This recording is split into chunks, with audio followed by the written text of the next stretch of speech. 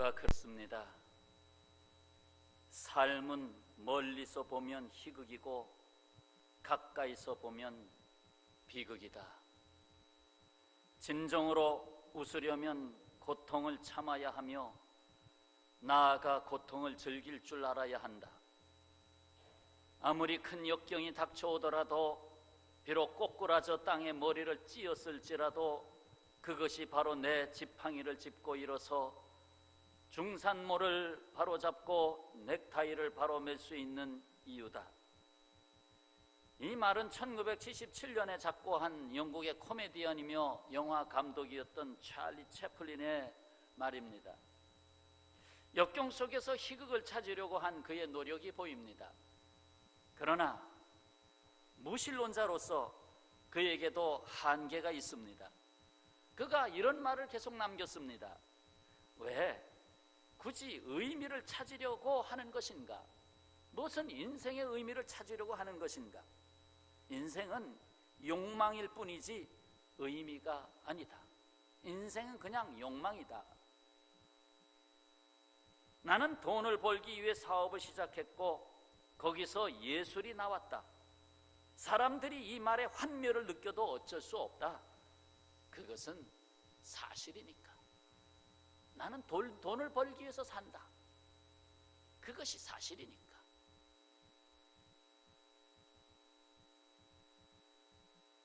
우리가 살고 있는 세상은 무자비해서 살아남으려면 역시 무자비해져야 한다. 세상 무자비하다. 무자비하게 살아야 살아남는다.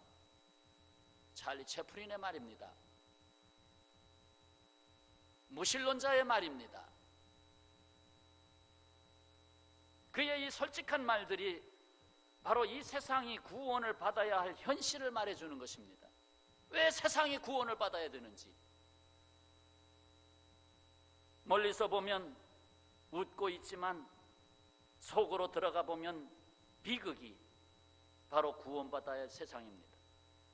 그가 말한 대로 삶은 멀리서 보면 희극이고 가까이서 보면 비극이다. 가까이 가면 갈수록 비극이 더 많이 보인다는 거지요. 오늘 새벽 예배 때 말씀드렸듯이 이 세상은 세월호의 침몰과 같이 이 사회가 침몰했습니다. 세월호의 침몰을 아파하고 있지만 실상 아파해야 될 사람들은 이 세상 모든 사람들입니다. 바로 우리가 침몰되어 있기 때문에 그렇습니다. 오늘 말씀의 서두를 읽었습니다. 인생들이 만나는 세상을 표현하고 있지 않습니까? 3절을 같이 읽도록 하겠습니다. 사망의 줄이 나를 두르고 스올의 고통이 내게 이르므로 내가 환난과 슬픔을 만났을 때에 몇 가지의 분명한 단어들이 보입니다. 사망, 고통, 환난, 슬픔. 이 이기적인 세상에서 벗어날 수 없는 실체들입니다. 누가 사망에서 벗어나겠습니까? 누가 슬픔에서 벗어나겠습니까? 그래서 4절에서 무엇을 말씀합니까? 내가 여호와의 이름으로 기도하기를 여호와여 주께 구하오니 내 영혼을 건지소서. 내 영혼을 건져달라고 구하고 있습니다.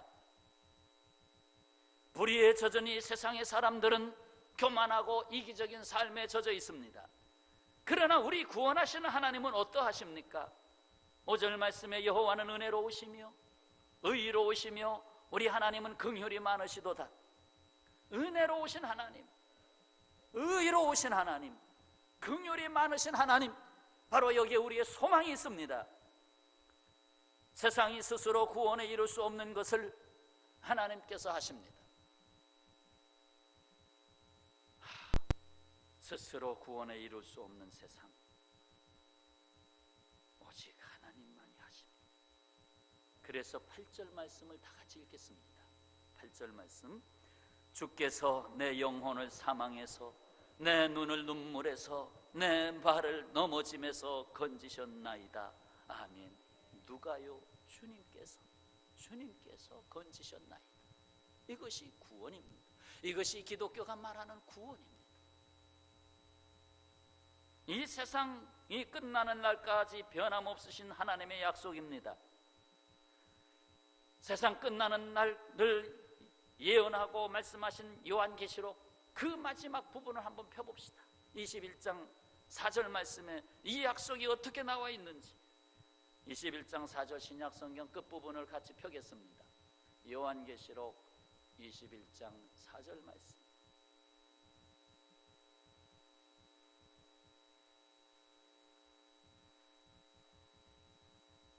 다 같이 읽겠습니다.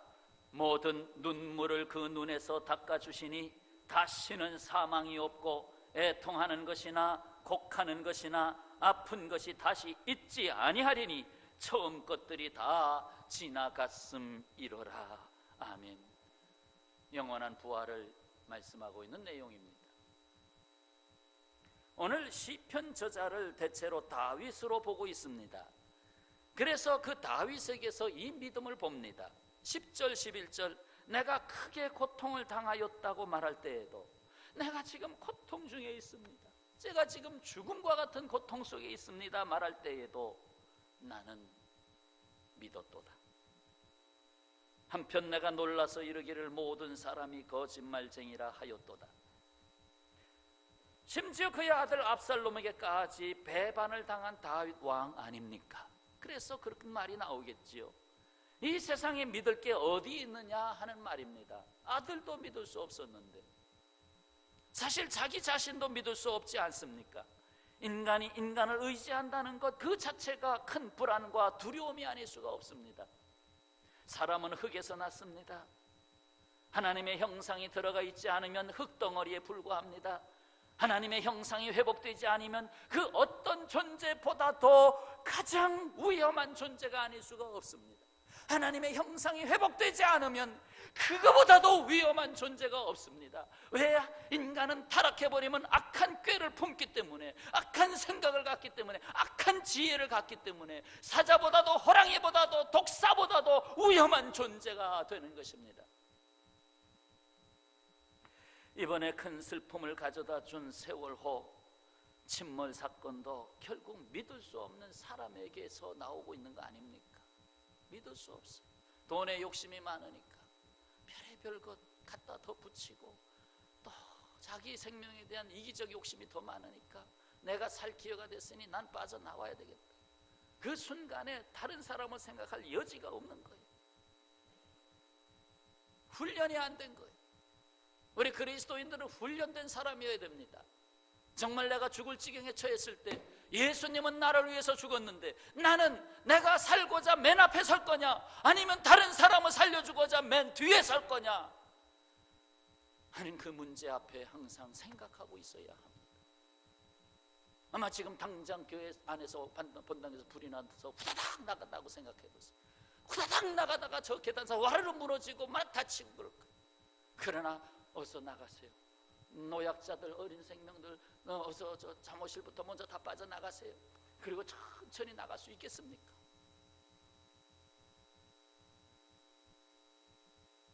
과연 나는 나를 믿을 수 있겠습니까? 오늘 다윗은 자신이 크게 고통을 당하였다고 말할 때 여호와 하나님을 믿었다고 말했습니다. 다윗이 그 모진 고통과 슬픔과 사망의 위협을 감당할 수 있었던 것은 바로 그가 믿는 하나님이 계셨기 때문에 그래요. 그가 믿는 하나님. 우리가 믿는 하나님은 어떤 하나님이십니까? 하나님은 이 사망과 슬픔과 환란이 있는 세상에 어떻게 오셨는지를 보면 되잖아요. 성공의 신부이자 신학자인 알리스터 맥크레스는 이렇게 말했습니다. 창조주가 그의 피조물 안에 들어오셨다. 그분은 발코니에서 길을 관찰하는 것이 아니라 길까지 내려오셨다. 그냥 발코니에 앉아서 돌아가는 지경을 보자, 감독자처럼 발코니에 앉아서 보자, 이게 아니라 발코니에서 내려와서 그 길 낮은 곳까지 내려오셨다. 이것이 하나님이시다. 결국 이 땅의 가장 낮은 자리에 오셨고 그 누구도 가기 싫은 십자가의 길을 가셨습니다. 그래서 순환의 종으로 가신 예수님을 이사야서 53장에서 미리 예언했잖아요. 그가 실로 우리의 질고를 지고 우리의 슬픔을 당하였거늘 예수님께서 우리는 생각하기를 그는 징벌을 받아 하나님께 맞으며 고난을 당한다 하였노라. 우리는 다 양가서 그릇 행하여 각기 제 길로 갔거늘 그저 나 살려라 하고 제 길로 갔거늘 여호와께서는 우리 모두의 죄악을 그에게 담당시키셨도다. 그가 곤욕을 당하여 괴로울 때에도 그의 입을 열지 아니하였으며 마치 도수장으로 끌려가는 어린 양과 털 깎는 자 앞에서 잠잠한 양같이 그의 입을 열지 아니하셨도다. 여호와께서 그에게 상함을 받게 하시기를 원하사 질고를 당하게 하셨은즉 여호와께서 원하사 뭘 원하셨습니까? 예수께서 상함을 당하는 걸 원하셨다는 것입니다. 십자가를 지시는 걸 원하셨다는 것입니다. 이렇게 인간의 모든 것을 지시고 고난을 당하신 예수께서 우리에게 부활을 주셨습니다.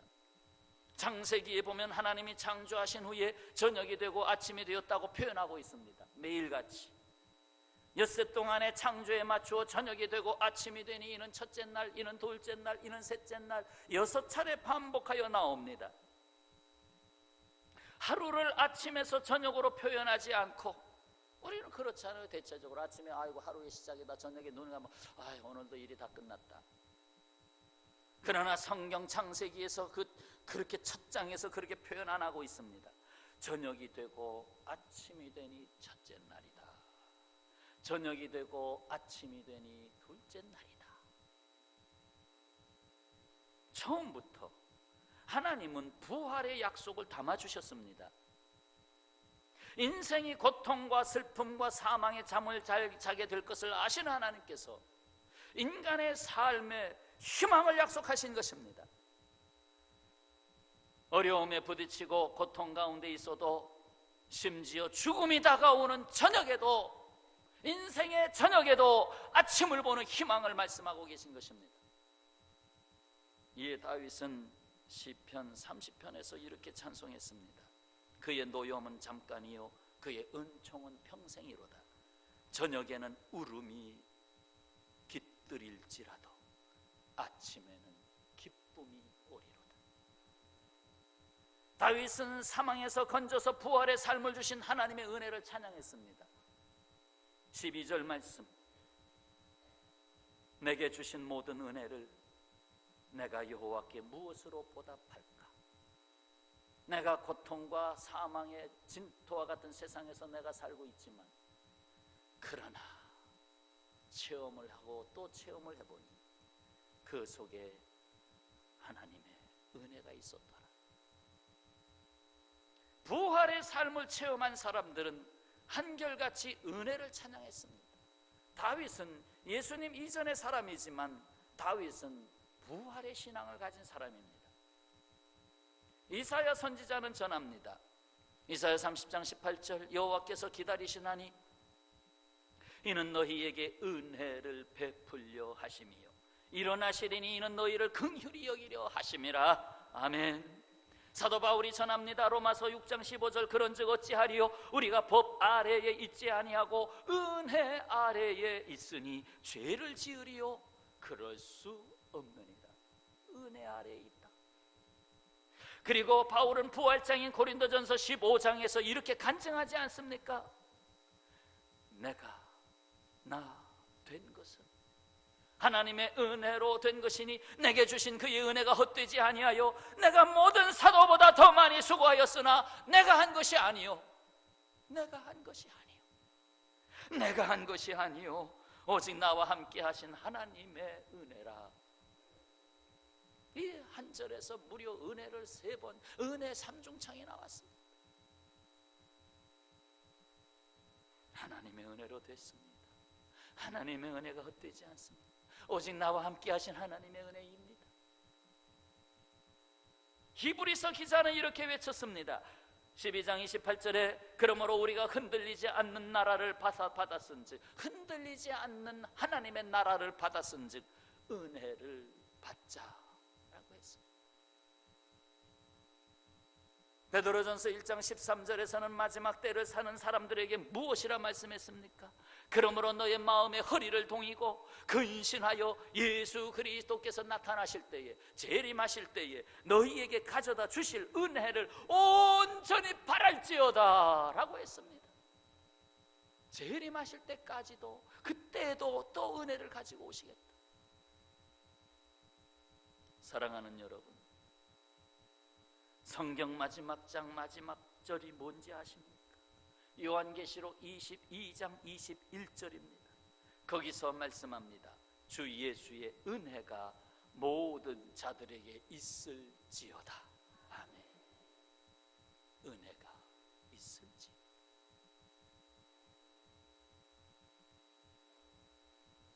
이 세상이 끝난다 하여도 우리에게 변함없이 다가오는 것은 바로 이 부활의 은혜입니다. 부활은 사망과 슬픔과 넘어짐이 있는 이 침몰한 세상의 유일한 소망입니다. 침몰한 세상. 오늘 새벽에 무덤에서 빨리 떠나 라는 말씀을 중심으로 말씀을 선포했습니다. 이 세상은 무덤과 같아. 살아있으나 죽은 자의 삶을 살고 있어요. 거기서 떠나라! 지금 침몰한 그 속에 죽음이 다가온 것처럼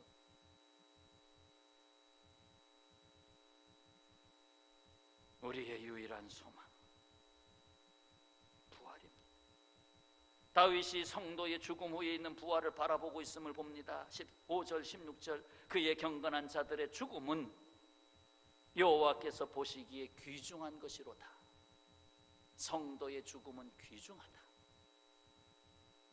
성도의 죽음은 죽음으로 끝나는 것이 아니라 더 놀라운 세계를 시작하는 삶이기 때문에, 그래서 부활한 자의 삶은 마지막 죽음도 앞에 있지만 그보다 앞서서 오늘의 삶, 사도 바울의 고백대로 하면 부활장에서 고백한 사도 바울의 고백, 나는 날마다 죽노라. 그것이 부활된 사람의 신앙 고백입니다. 나는 날마다 죽노라.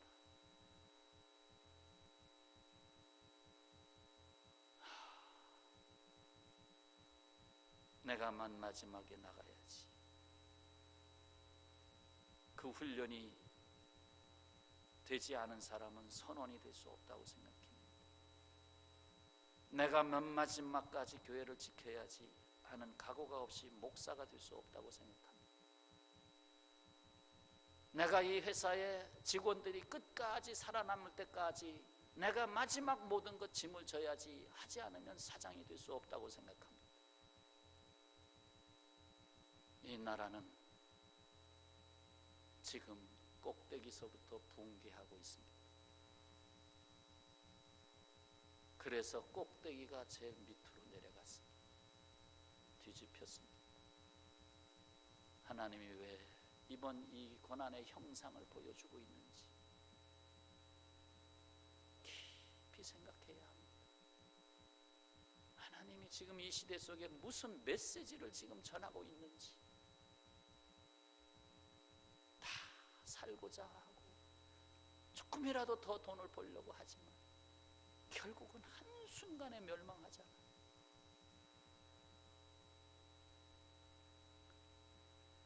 여기서 5분여 동안 동영상을 보시고 말씀을 이어가겠습니다.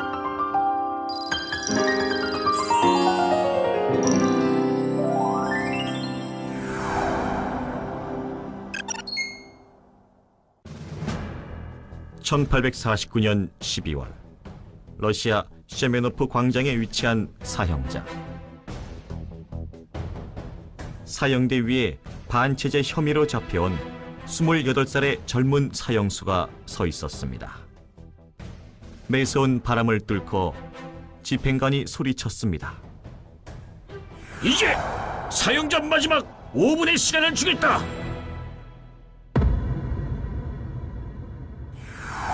사형수는 절망했습니다. 내 인생에 이제 5분 후면 끝이라니. 남은 5분 동안 무엇을 할 수 있을까?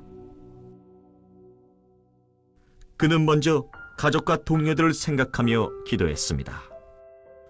사랑하는 나의 가족과 친구들, 부디 먼저 떠나는 나를 용서하고 나 때문에 너무 많은 눈물을 흘리지 마십시오. 그리고 너무 슬퍼하지도 마십시오.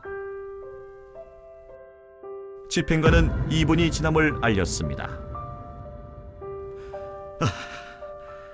후회할 시간도 부족하구나. 난 왜 그리 헛된 시간 속에서 살았을까? 찰나의 시간이라도 내게 더 주어졌으면. 마침내 집행관은 마지막 1분을 알렸습니다. 사형수는 두려움에 떨며 주위를 둘러보았습니다. 매서운 칼바람도 이제는 느낄 수 없겠구나. 나의 맨발을 타고 올라오는 땅의 냉기도 더 이상 느낄 수가 없겠구나.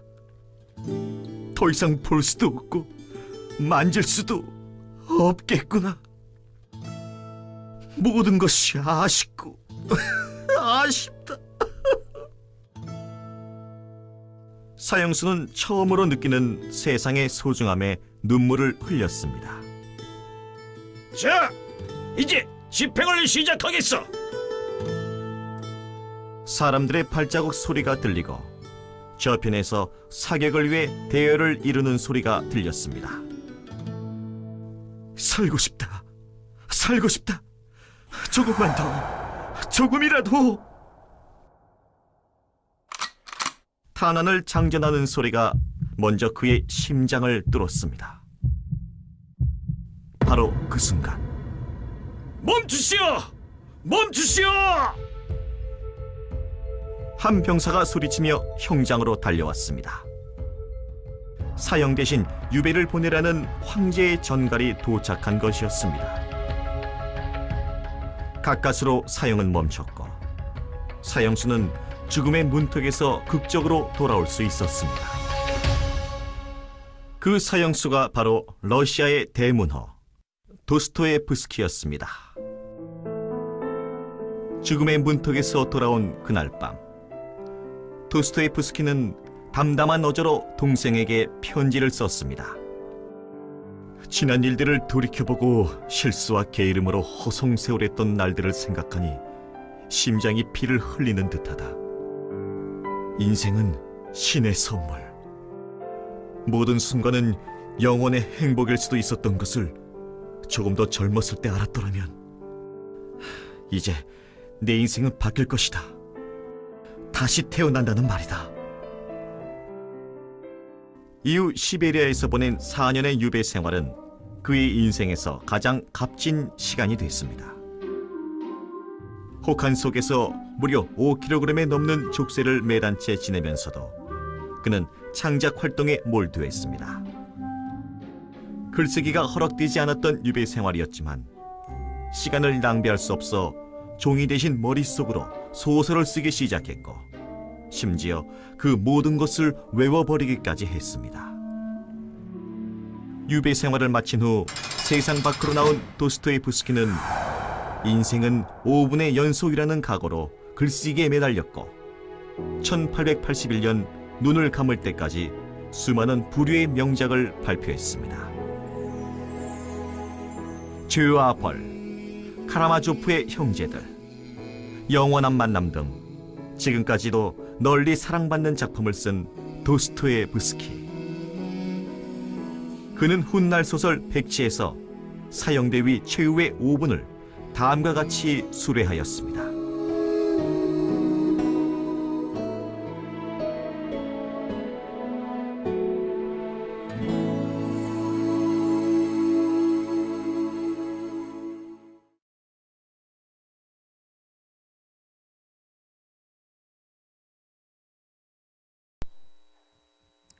이렇게 사형이 중지되고 시베리아 유해형 호송 열차를 타고 가는 중에 신앙심이 깊은 한 여인으로부터 신약 성경을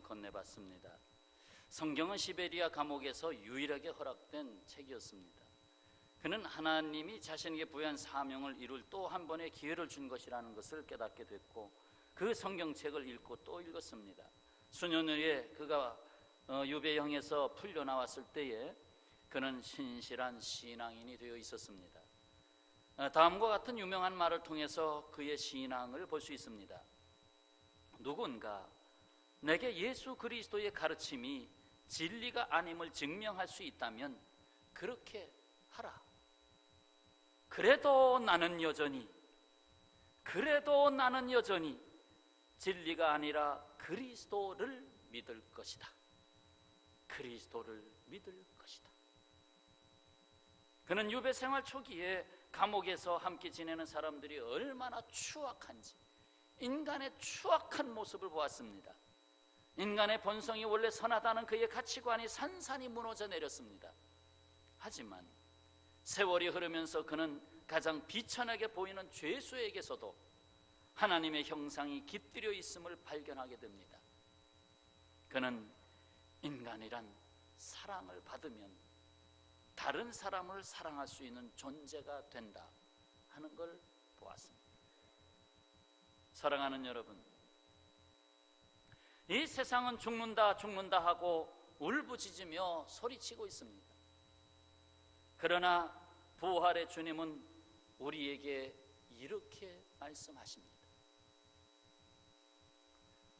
요한복음 11장 25절 26절 같이 읽겠습니다. 예수께서 이르시되 나는 부활이요 생명이니 나를 믿는 자는 죽어도 살겠고 무릇 살아서 나를 믿는 자는 영원히 죽지 아니하리니 이것을 내가 믿느냐? 아멘.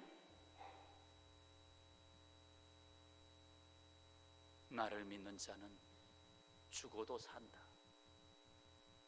분명히 세월호 그 안에 갇혀있는 수많은 학생들 다 죽은 게 아니에요.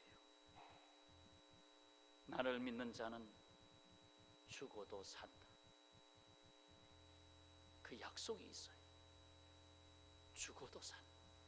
부활이 있어요.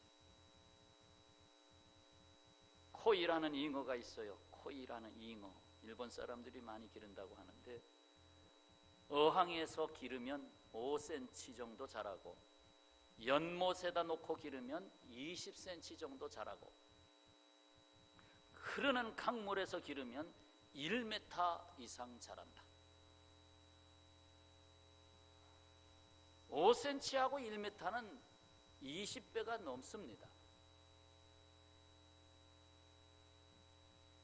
코이는 어떤 물에서 살지 스스로 선택할 수 없습니다. 어항에 넣어두면 어항이 그의 삶의 자리입니다. 그러나 사람은 선택할 수 있습니다. 그렇습니다. 이 믿음을 떠난 죽음의 세상에서 허우적거리며 살아갈 것인지, 하나님을 떠난 인생에서 허우적거리며 부활이 없는 삶 속에서 살아갈 것인지, 아니면 부활하신 사랑의 주님께서 내민 손을 잡고 영원한 생명이 있는 하나님 나라 백성으로 살 것인지, 그 선택은 바로 지금 여기에 있습니다. 지난 며칠 동안 겪고 있는 이 환난과 슬픔 중에서 부활을 가르치는 위로부터 주신 하나님의 음성에 귀를 기울입니다. 우리는 보지 못해서 말을 못하지만 그렇게 한 사람이 하나라도 있었습니다. 마지막 물이 차오르고 도무지 여기선 빠져나갈 수 없다고 판단되어질 때에 죽음을 준비해야 되잖아요. 죽음이 다가오는데 죽음을 준비해야 되잖아요.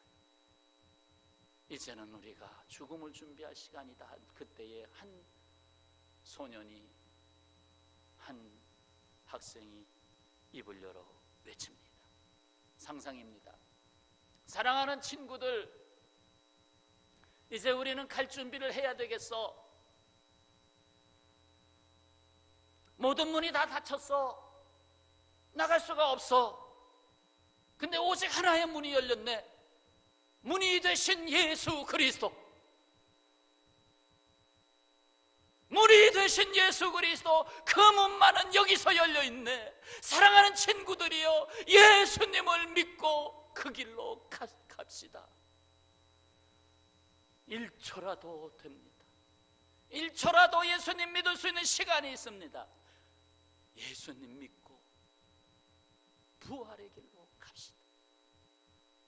과연 그 말을 할 수 있는 학생이 있었을까? 준비가 되지 않으면 그 말 할 수 없다고 생각합니다. 그래서 오늘 이 준비를 해드리는 것입니다. 이 세상이 사망과 슬픔에 처할 때 나는 과연 이 부활의 복음을 전할 수 있겠는가? 친구들이여, 두려워하지 말자. 이 세상에 태어난 것만이라도 내가 존재한다고 하는 큰 기쁨이 아닌가? 존재했으니 앞으로 영원히 살 거 아닌가? 이 세상은 60을 살든지 70을 살든지 돌아보면 한순간, 그러나 그동안 사랑하며 살았으니 이제 우리가 여기서 영원한 부활을 주시는 예수님을 만나자. 만약에 이런 상황이 없었더라면 예수님을 만날 기회가 있었겠느냐? 오히려 이 세상으로 나가서 세상의 유혹에 빠져서 밤낮 없이 게임만 하고 밤낮 없이 이 사람 저 사람 이 여자 저 여자 만지다가 그러다가 내 돈 젖었다 돈이나 말리고 있지 않겠는가? 그래도 여기서 예수님을 만나서 하나님 나라를 알게 됐으니 우리가 여기서 인생을 아름답게 마감하자. 과연 그런 순간이 있었을까?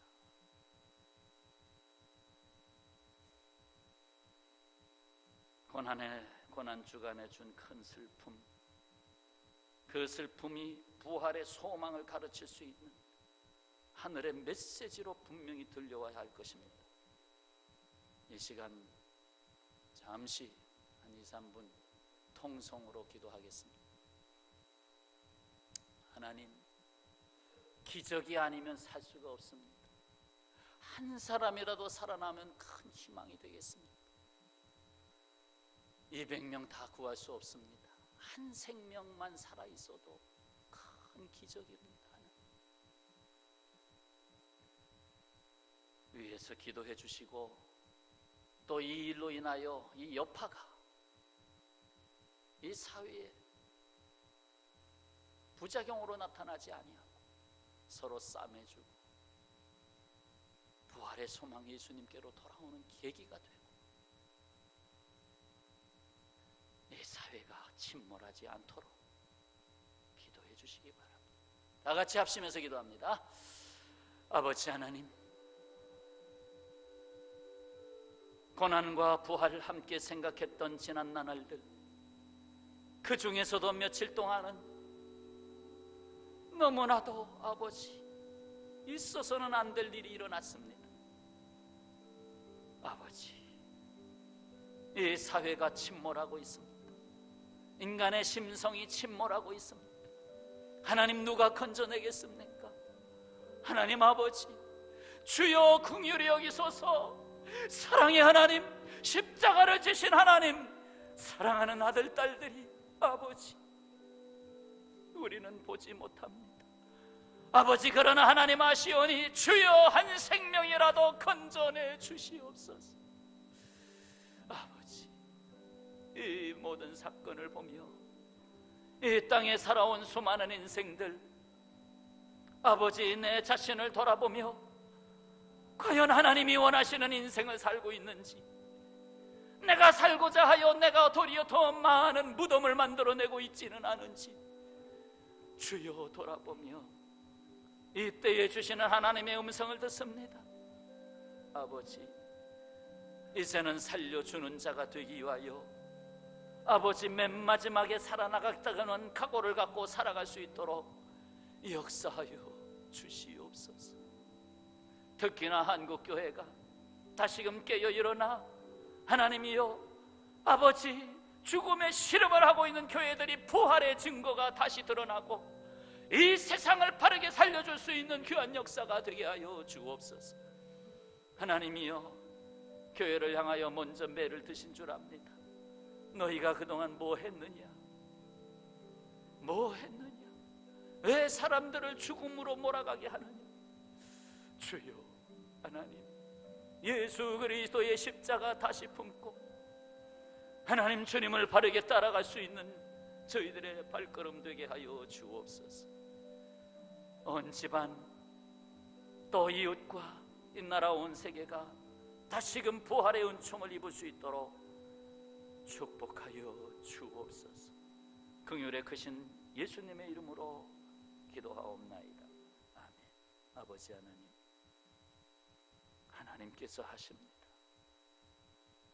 아버지, 죽음에 이르는 연습을 하는 인생이 많습니다. 무덤을 파놓고 자기가 들어가는지를 알지 못하고 있습니다. 주여, 부활이 되신 주 예수 그리스도의 은혜를 우리는 여기서 또다시 깨닫고 또다시 내가 너를 살렸다, 하나님이여 이제는 내가 사는 것이 아니요 내 안에 그리스도께서 사신 것이라, 이 고백을 갖고 살아갈 수 있도록 하심을 감사합니다. 2014년 오히려 이 모든 아픔들, 슬픔이 새로운 부활을 가져올 수 있는 큰 건널목이 되게 하여 주시옵시기를 간절히 바라옵고 예수님의 이름으로 기도하옵나이다.